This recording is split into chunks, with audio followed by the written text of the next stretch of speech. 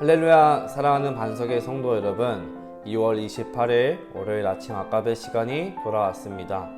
오늘 함께 나누실 말씀은 시편 78편 56절에서 72절 말씀입니다. 시편 78편의 마지막 부분입니다. 본문에 들어가기 전에 어제 본문 55절을 잠시 언급을 하면은, 하나님께서는 가나안 민족을 이스라엘 앞에서 쫓아내셨고 이스라엘의 각 지파에게 그 땅을 분배해 주셨습니다. 근데 오늘 말씀의 시작 56절은 이렇게 시작합니다. 그러나 그들은, 무엇을 말하는 걸까요? 하나님께서 이스라엘 향한 그 신실한 약속에 이스라엘은 믿음으로 하나님께 반응하지 않았던 것을 이야기하는 것입니다. 본문 56절과 57절 말씀 그대로 하나님을 시험하고 반항하고 하나님의 말씀을, 명령을 듣지 않고 지키지 않았습니다. 이 모습은 그들의 조상들이 보여준 모습과 결코 다르지 않았던 모습입니다. 하나님은 약속하신 대로 약속의 땅을 선물로 주셨지만 이스라엘은 그들의 삶 가운데, 그들의 곁에 하나님을 두지 않았던 것입니다. 결국 이스라엘의 이런 모습에 하나님은 진노를 표하시죠. 오늘 본문 60절과 64절 이 말씀의 배경은 하나님의 성막이 실로에 있었던 사무엘상 4장 말씀을 배경으로 하고 있습니다. 61절 말씀을 보시면 그의 영광을 대적의 손에 붙이시고 이라는 말씀은 이스라엘이 전쟁 중에 패하여서 하나님의 언약궤를 블레셋에게 빼앗겼던 사건을 이야기하는 것입니다.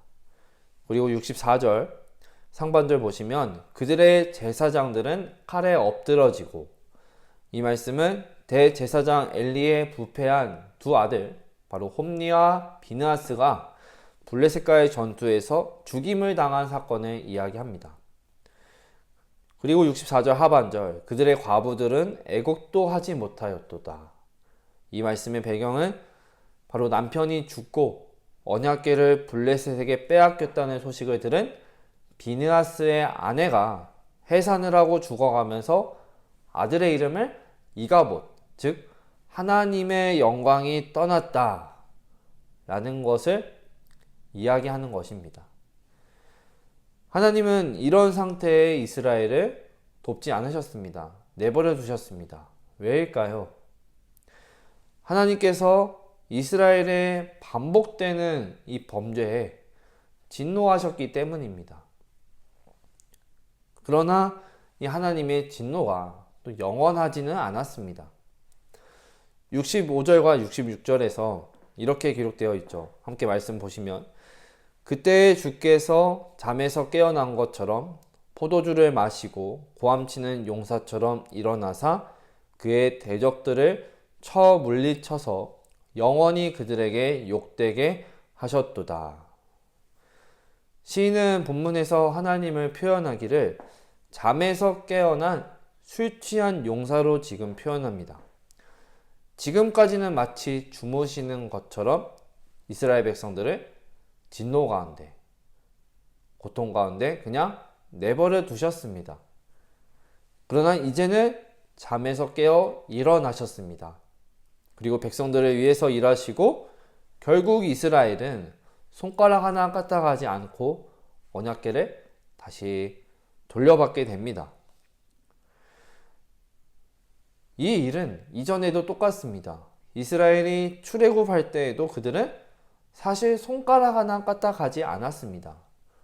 처음부터 끝까지 하나님의 주권적인 심판이 애굽에 행해졌고 이스라엘은 모세의 인도를 따라서, 하나님의 인도하심을 따라서 빠져나왔을 뿐입니다. 이어서 본문 67절을 보시면 하나님께서는 북이스라엘을 대표하는 에브라임 지파는 강했지만 하나님은 에브라임을 선택하지 않으셨습니다. 그리고 하나님은 유다 지파를 선택하셨고 이새의 아들 중 막내 아들 바로 다윗을 선택하셨습니다. 다윗의 선택, 사람의 눈으로 봤을 땐 기대할 만한 것이 없었습니다. 그리고 이후에 다윗은 왕이 되고도 저희가 잘 알고 있듯이 하나님 앞에서 여러 가지 범죄도 저지릅니다. 사실 이 모습은 하나님 앞에서 죄를 범한 이스라엘과 다르지 않은 모습이었습니다. 결국 하나님께서 다윗을 택하시고 왕으로 세우신 것 또한 하나님의 주권적인 은혜라고 밖에 우리는 볼 수 없습니다. 결국 말씀을 통해서 볼 수 있는 것, 역사를 돌아보면 이스라엘에게는 죄와 어리석음밖에 보이지 않지만 거기에는 언제나 항상 하나님의 은혜가 있었다는 것을 우리는 알 수 있습니다.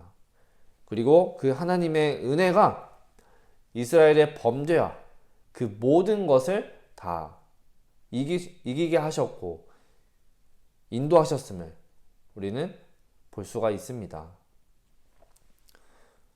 하나님의 은혜가 이스라엘의 반복되는 죄와 그 부패함, 어리석음을 승리하셨습니다. 우리도 마찬가지입니다. 우리도 이스라엘과 같이 결코 우리의 힘으로 죄를 이길 수도 없고 걷어낼 수도 없는 연약하고 부족한 자들입니다. 우리 안에는 선한 것이 하나도 없고 온전히 100% 하나님이 찾아오시고 하나님께서 우리를 불쌍히 여기시고 나의 속사람을 재창조해 주셔야만, 바로 하나님이 바꾸셔야만 우리는 온전히 살아갈 수 있습니다. 그래서 구약의 이스라엘 백성들을 위해서 하나님께서 다윗을 택하셨듯이 우리를 위해서 예수님을 이 땅 가운데 보내셨죠.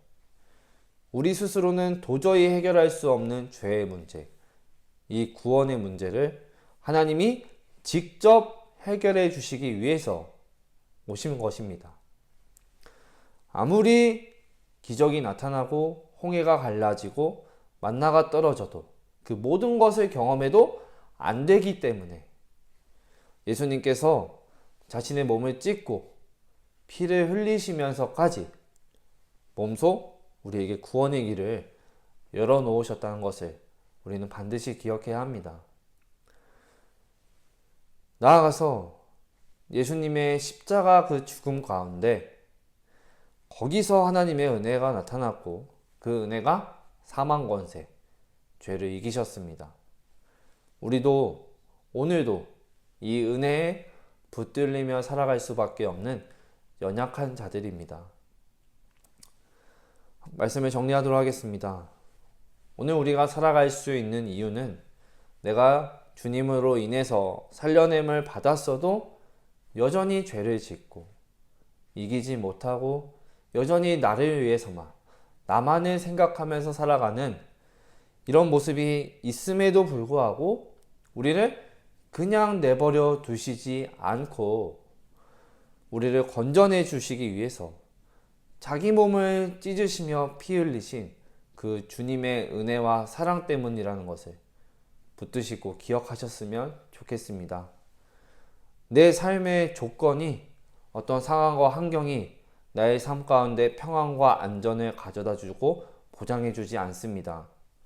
우리는 하나님의 은혜가 우리의 삶 속에서 어떤 역할을 하고 있는지 생각해보고 곱씹어보고 되새겨야 합니다. 오늘도 우리의 삶의 자리에서 하나님, 나는 연약하고 부족하지만 여전히 나는 죄 가운데 있고 어리석지만 이 하나님의 은혜가 나의 수없이 반복되는 죄악과 어리석음을 이기게 하셨습니다. 승리하게 하셨습니다.